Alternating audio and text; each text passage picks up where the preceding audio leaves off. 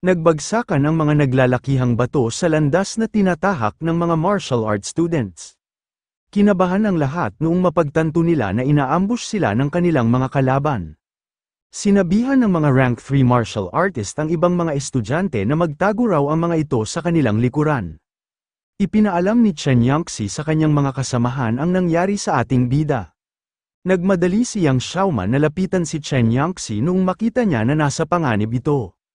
Pagtingala ni Chen Yangxi ay doon pa lang nito napansin na may pabagsak din na isang malaking bato sa kanyang posisyon. Mabuti na lang at iniligtas siya agad ng ating bida bago pa man siya malagay sa kapahamakan.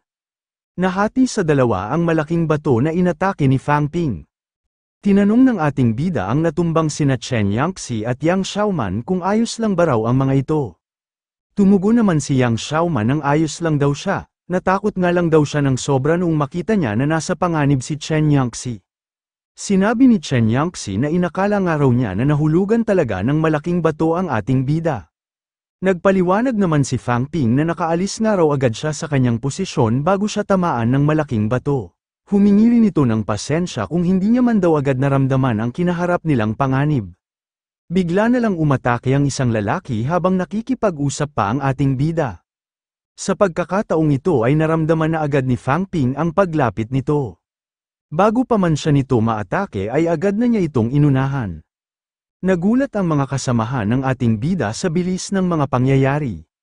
Nakita na lang nila na bigla na lang bumagsak ang isang walang buhay na lalaki.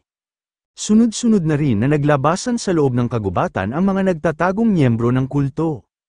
Agad na pumwesto ang grupo ng ating bida para protektahan ang likuran ng isa't isa. Sinabihan ni Fang Ping ang kanyang mga kasamahan na patayin na raw agad nila ang lahat ng kanilang mga kalaban. Agad namang naghanda sina Yang Xiaoman, Chen Yangxi at Fu Changding para sa kanilang pakikipaglaban. Hinati nila sa dalawa ang kanilang grupo para mapaghiwalay nila ang kanilang mga kalaban. Nagulat ang isang miyembro ng kulto noong atakihin ni Fang Ping ang isa niyang paa.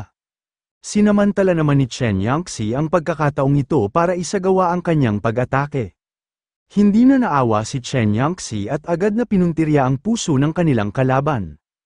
Ipinaalam niya sa ating bida na patay na nga raw ang lalaking ito. Pinagmasdan ni Fang Ping ang kanilang paligid para alamin kung may mga nagtatago pa ba silang kalaban. Dumating si Gu Xiong at tinanong ang ating bida kung kamusta raw ang sitwasyon ng mga ito. Sumagot ang ating bida nang napatay na nga raw nila ang karamihan sa mga kalaban maliban lamang sa dalawang nakatakas. Natigilan si Gu Xiong noong siya naman ang tanungin ni Fang Ping kung kamusta raw ang panig ng mga ito. Sumunod sina Fang Ping kay Gu Xiong para tingnan kung ano na ang sitwasyon. Ipinaalam ni Gu Xiong na 3 araw ang namatay sa kanyang mga kasamahan at siyam naman daw ang nagtamo ng malalaking pinsala.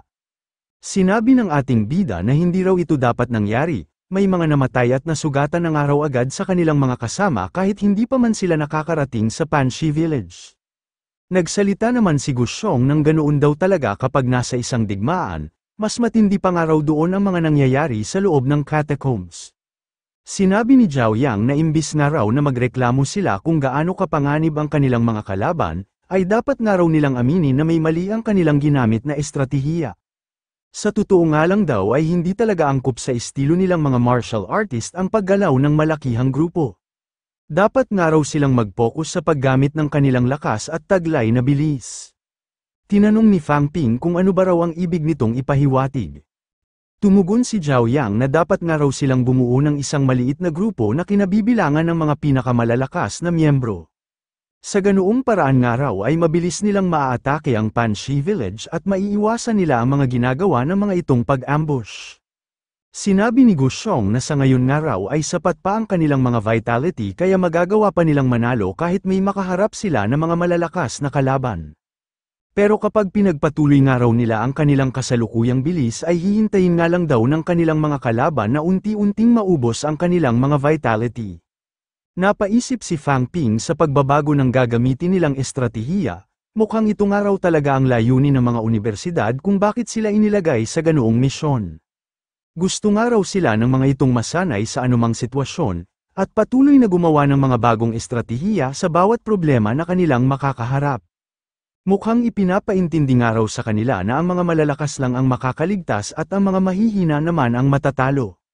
Sinabi ng ating bida na dahil nga raw sumang-ayon naman ang lahat ay madali nga raw nilang maisasagawa ang bago nilang estratehiya. Doon na niya binanggit ang kanyang suhestyon na gamitin nilang taguan ang bundok na nasa likuran ng Panshi Village. Maaari nga raw silang maghati sa 3 grupo para atakihin ang 3 magkakahiwalay na lugar. Ang Capital University nga raw at Magic University ay gagawa ng sarili nilang grupo. At ang 3 naman daw na universidad ng Nanjing Province ang gagawa ng isa pang grupo. Ang bawat grupo nga raw ay binubuo ng 10 miyembro. Dapat nga raw lumahok ang pinakamalalakas na rank 2 at rank 3 ng bawat universidad. Ang iba naman daw na matitira ay aasta bilang mga reserves at mga magbabantay sa kanilang likuran. Kailangan rin daw ng mga itong maghanda para magbigay sa kanila ng backup at kung kailanganin man daw nilang umatras sa kahit na anong oras. Parehas namang tumugon sina Zhao Yang at Gu Xiong nang yun ng araw ang gagawin nilang plano. Nakarating na ang 3 grupo sa palibot ng Panshi Village. Ipinaalam ng Nanjing University na nakaposisyon na raw ang kanilang grupo. Ipinaalam rin ng Capital University na nakahanda na nga raw silang lahat. Sinabi rin ng Magic University na naroon na raw sila sa kanilang posisyon. Nagbigay na ng hudyat si Zhao Yang matapos niyang masigurado na nakahanda na ang 3 grupo. Agad na kumilos ang mga estudyante ng Nanjing Province para isagawa ang kanilang plano. Gumalaw na rin ang Magic University at pinangungunahan ang mga ito ni Fang Ping. Bigla na lang napahinto ang ating bida nang dahil sa nakita niya sa kanyang harapan. Nakakita siya ng isang matandang lalaki sa bungad ng barangay na kanilang aatakihin. Pinahinto muna ni Fang Ping ang kanyang mga kasamahan. Nagtaka si Yu Xianghua kung ano raw ang ginagawa doon nang nakikita nilang matanda. Tumingin ang matandang lalaki sa grupo ng ating bida. Bigla na lang itong humiyaw para bigyan ng hudyat ang kanyang mga kasamahan. Nabahala sina Fang Ping sa ginawang pagsigaw ng matandang lalaki. Sa loob ng isang bahay ay magkakasunod na lumabas ang mga miyembro ng kulto na may mga dalang sandata. Nagulat sina Fang Ping at Fu Changding noong makita nila na may mga bata rin na aatake sa kanila. Agad nilang ipinaalam sa ibang grupo na may mga bata at matatanda nga raw sa loob ng barangay at aatakihin nga raw sila ng mga ito. Ipinaalam din ni Gu Xiong na ganoon rin daw ang sitwasyon nila sa kaliwang bahagi ng barangay. Sinabi rin ni Zhao Yang na ganoon rin daw ang kinakaharap nila ngayon sa panig ng kanilang grupo. Tumakbo papalapit ang isang batang babae para atakihin ang grupo ng ating bida. Habang papalapit ito ay naalala ni Fang Ping ang nakakabata niyang kapatid. Agad na natauhan ng ating bida noong tawagin ni Fu Changding ang kanyang pangalan. Tinatanong siya nito kung ano na raw ang kanilang gagawin. Sumugod ang mga miyembro ng kulto dala-dala ang mga pangbukid nilang kagamitan. Hindi na nakalapit ang isang matandang lalaki noong may bigla na lang umatake sa kanya.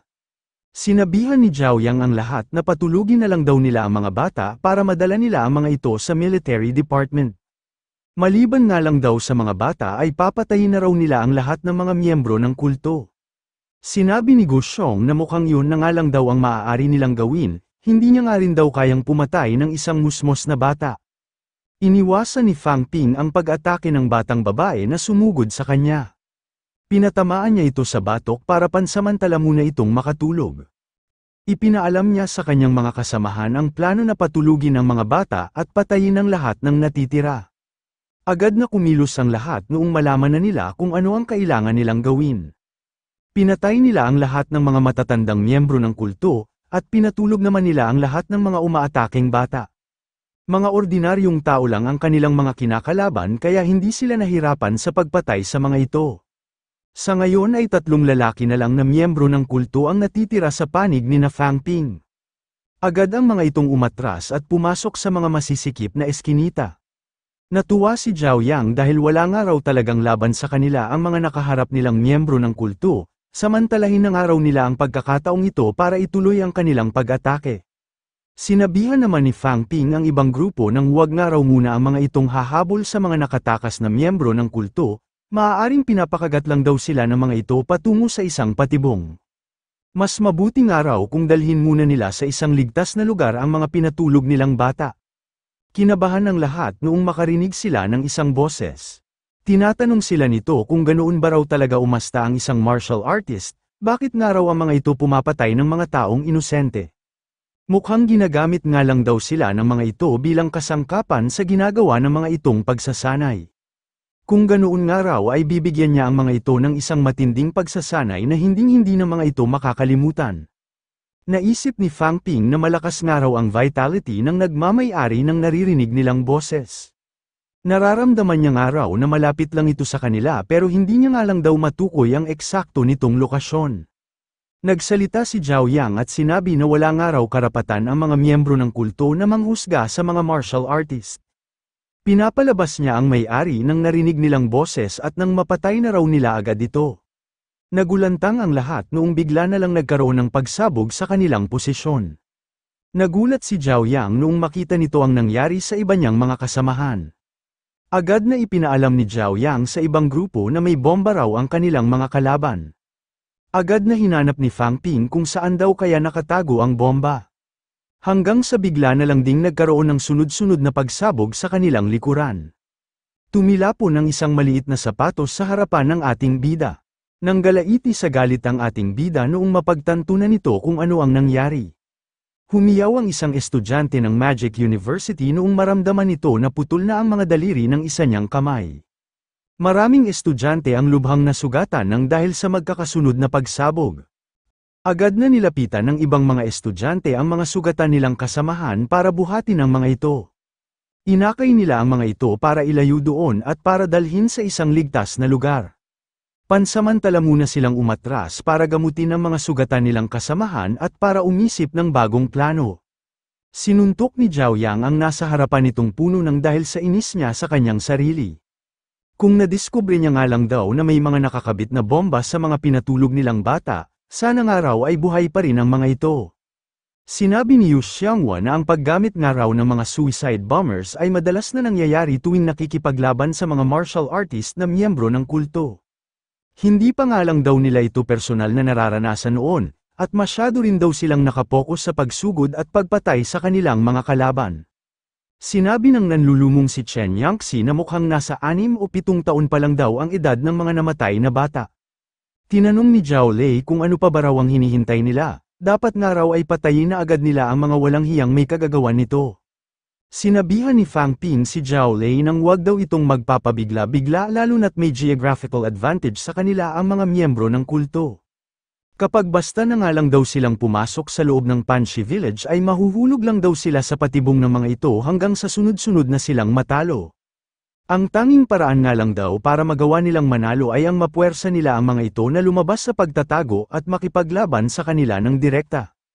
Iminungkahi ni Zhao Yang na dapat nga raw nilang alisin ang kalamangan ng kanilang mga kalaban, kailangan nga raw nilang wasakin ang Panshi Village. Sinabi ni Gu Xiong na tanging mga peak rank 2 at rank 3 martial artist lang daw ang makakayang sumira ng mga gusali sa pamamagitan ng paglalabas ng malaking halaga ng vitality. Malalagay nga raw sila sa panganib kapag inatake sila ng mga miyembro ng kulto habang hinihintay nilang manumbalik ang mga nagamit nilang enerhiya. May imumungkahi pa sana si Gu Xiong pero sinabi ni Fang Ping na may solusyon daw siya sa problema na binanggit nito. Sinabi ng ating bida na mabilis nga raw na nakaka-absorb ng mga pills ang kanyang katawan. Hanggat may nakukonsumo nga raw siyang vitality pill ay magagawa niyang maibalik ang nagagamit niyang vitality ng walang limitasyon. Kapag binigyan nga raw siya ng mga ito ng ilang supply ng vitality pills ay maaari niya raw wasakin ng mag-isa ang Panshi Village. Siya nga raw ang magsisilbing tagalipol ng mga miyembro ng kulto.